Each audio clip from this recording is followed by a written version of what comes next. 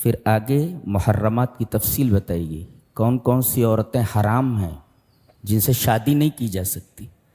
بتایا کہ 7 رشتے نسب سے حرام ہیں، خون سے، اور 7 رشتے دودھ سے حرام ہیں، رضاعت سے، اور 4 رشتے مصاہرت سے یعنی شادی کے ناحیے سے حرام ہیں۔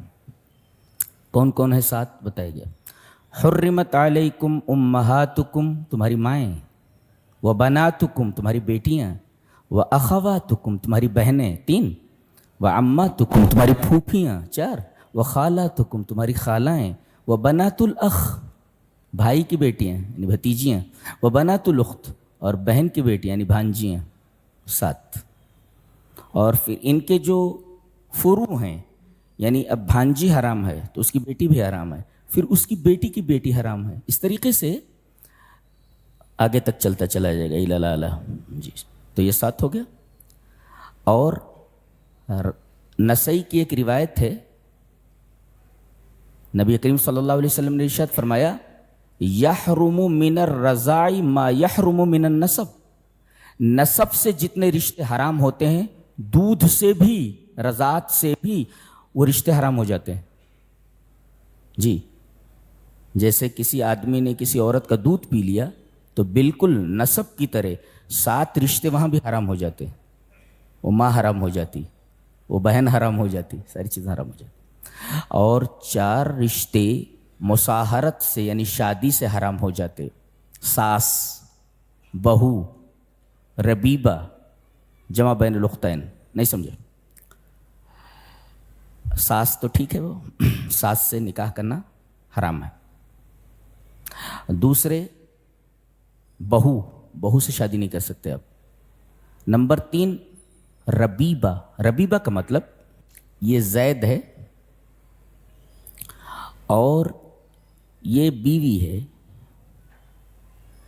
زید نے اس عورت سے شادی کی، لیکن جس وقت زید نے اس سے شادی کی دوسرے شوہر سے اس کے پاس ایک لڑکی تھی، اب جب اس نے اس سے شادی کر لیا تو اب یہ لڑکی اس کی ربیبہ ہے، اس سے نکاح نہیں کر سکتا۔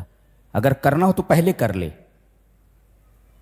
لے، ماں سے نہ کرے، ان دونوں میں سے اگر ماں سے کر لیتا ہے تو یہ بیٹی جو ہے نا، یہ اس کی جو دوسرے شوہر سے یہ ربیبہ ہے، اس سے شادی نہیں کر سکتا، حرام ہے۔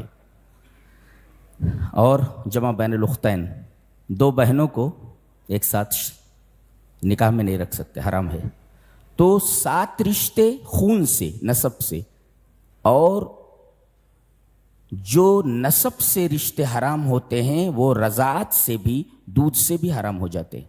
جی اور 4 رشتے مصاہرت سے، جیسا کہ میں نے بتایا۔ ایک صاحب نے سوال کیا تھا کہ باپ زندہ ہے، ماں مر گئی ہے، اور ماں مری ہے تو بچہ چھوٹا ہے، تو کیا بہن دودھ پلا سکتی ہے اس کو؟ ہاں پلا سکتی، حرمت کی کوئی وجہ نہیں ہے، بہن دودھ پلا سکتی۔ اس طرح بہن بھی ہے اور اس کی رضائی ماں بھی ہو گئی، 2 رشتے ہو گئے، بہن دودھ پلا سکتی ہے تو اس کی بہن بھی ہے، وہ شیر خوار بچے کی، اور اس کی ماں بھی ہے، رضائی ماں ہے۔ اب سارے احکام رضاعت کے اس کے اوپر لاگو ہوں گے۔ جی بعض بچے ہوتے ہیں، وہ عورت سوتی رہتی ہے اور یہ گھومتے گھامتے جاتے ہیں، دودھ پی لیتے۔ اب یہ جو دودھ پی لیا ہے اس نے، اب یہاں بھی رضاعت کے احکام لاگو ہوں گے۔ اچھا، دودھ کب پینا؟ لا رضاع الا فی الحولین، دودھ پلانے کی مدت 2 سال ہے، 2 سال کے اندر اگر کوئی دودھ پی لے تب رضاعت ثابت ہوگی، 2 سال کے بعد اگر پی لے تو رضاعت ثابت نہیں ہوتی۔ جی ایک۔ دوسرے کتنا پی لے؟ 1 مرتبہ کھینچ کر پی لے؟ نہیں۔ 2 مرتبہ کھینچ کر پی لے؟ نہیں۔ 5 مرتبہ کھینچ کر پی لے تو رضاعت ثابت ہوگی۔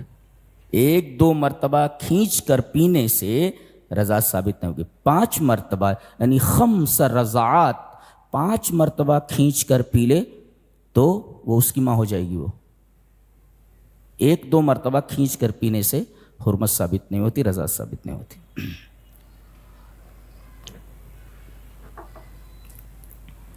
اگر معلوم ہو جائے ایک شخص کی شادی ایک لڑکی سے ہوئی، بعد میں کوئی عورت یہ بولے کہ میں نے ان دونوں کو دودھ پلایا ہے، پھر کیا کیا جائے؟ دونوں کو الگ کر دیا جائے. جی، اس لیے کہ وہ لڑکی اس کے نکاح میں نہیں رہ سکتی، حرام ہے وہ، لہذا شادی توڑ دی جائے. اور اتفاق سے بچہ ہو گیا تھا تب تک معلوم نہیں ہوا، تو یہ بچہ حلالی ہے حرامی ہے؟ حلالی ہے، صحیح ہے، نسب صحیح ہے اس کا. جی، تو 7 رشتے نسب سے حرام ہیں، اور 7 رشتے دودھ سے، رضاعت سے حرام ہیں، اور 4 رشتے مصاہرت سے. اچھا، اور کس سے شادی نہیں کر سکتے آپ؟ والمحصنات من النساء، شادی شدہ عورتوں سے نکاح نہیں کر سکتے. جی، کسی عورت کی شادی ہو گئی ہے تب دوسرا مرد اس سے شادی نہیں کر سکتا، یہ اسلام میں حرام ہے. اس میں لفظ محصنات استعمال کیا گیا ہے. حسن جو ہے، حسن یہ 3 معنوں میں آتا ہے. ایک معنی ہے اس کا عفت، پاک دامنی. تو اگر کوئی عورت پاک دامن ہے تو کہا جائے گا کہ یہ محسنہ ہے. اور حسن کا ایک مطلب ہوتا ہے حریت، یعنی وہ لونڈی نہیں ہے، آزاد عورت ہے، تو کہیں گے کہ یہ محسنات ہے، یعنی آزاد ہے، یہ لونڈی نہیں ہے. اور تیسرے تزوج، کسی عورت کی شادی ہو گئی ہو، جی، کسی عورت کی شادی ہو گئی ہو تو اس کو بھی محسنہ کہا جائے گا، اس لیے کہ حسن کا مطلب ہوتا ہے قلعہ. عورت کی شادی ہو گئی کہ وہ قلعے میں آ گئی، لہذا لڑکیوں کی اور لڑکوں کی جلدی سے شادی کر دی جائے. بعض لوگ تعلیم کے چکر میں 32 سال 35 سال تک لڑکیوں کو بٹھائے رکھتے ہیں. میڈیکل کر رہی ہے لڑکی، انجینئرنگ پڑھ رہی ہے لڑکی، لڑکا انجینئر بننا ہے، لڑکا ڈاکٹر بننا ہے. اگر یہ دونوں گناہ کر بیٹھے تو اس کا عذاب کس کے اوپر ہے؟ لہذا یہ سب چونچلے، یہ سب یورپین چونچلے ہیں، چھوڑو اس کو، یہ سب یورپین چونچلے ہیں، ان کی اسلام میں کوئی جگہ نہیں ہے. اعلیٰ تعلیم، کون سی اعلیٰ تعلیم ہے جو گناہ میں مبتلا کر دے؟ کون سی اعلیٰ تعلیم ہے؟ ہمارے یہاں تعلیم سے زیادہ عفت ضروری ہے عورت کی، تعلیم سے زیادہ عورت کی پاک دامنی مطلوب ہے اسلام میں. اعلیٰ تعلیم کے چکر میں لڑکیوں کو 35 سال تک بٹھائے رکھتے ہیں. اور مسلمانوں کا حال تو ایسا ہے کہ لڑکیاں بیٹھی ہوئی ہیں، اب گھوڑے جوڑے کی رقم بھی تو چاہیے ان کو، ان ڈاکوؤں کو، ان بدماشوں کو، بے شرموں کو. ان کی وجہ سے لڑکیاں اور بھی بیٹھی ہوئی. لہذا جتنے نوجوان ہیں، جتنے یہاں بیٹھے ہوئے ہیں، کوئی بھی رقم نہیں لے گا شادی کرتے وقت، یاد رکھو، ورنہ میری بددعا لگے گی، اس کو بددعا کر دوں گا میں. جوڑا اور گھوڑا، گھوڑے پر بیٹھ کے جاتے کیا ایسا؟ تو جوڑا تو رہتا ہے، یہ گھوڑے پر بیٹھتے رہتے. اور کاریں گھوڑے کی کیا ضرورت ہے؟ جوڑا اور گھوڑا. والمحصنات من النساء الا ما ملكت ايمانكم، جس عورت کی شادی ہو گئی ہو اس کو محصنہ کہتے ہیں، اس سے شادی نہیں کی جا سکتی. جی، یہ بتایا گیا کہ سوتیلی ماں کے ساتھ نکاح کرنا حرام ہے. جی، یہ عورتوں کے لیے ایک ذلت تھی جسے قرآن حکیم نے عزت میں بدل دیا ہے. نیز عورت بالکل بے جان چیز کی طرح تھی.